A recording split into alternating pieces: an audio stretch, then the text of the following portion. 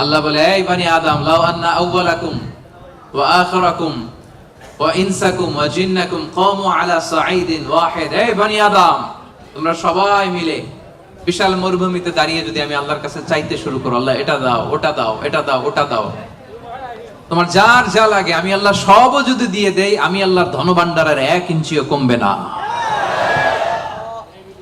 কত বিশাল ধনভাণ্ডারের মালিক তিনি, ঠিক কি না? এজন্য শুকরিয়া করলে লাভ না লস? লাভ। শুকরিয়া করলে আমি নিয়ামত বাড়ায় দেব, না শুকরি করলে আমি আল্লাহ শাস্তি দেব। ইন্না আযাবি লাশাদীদ, আমি আল্লাহ সব সময় ধরি না, ধরলে ধরে ধরে ধরে না, ধরলে আল্লাহ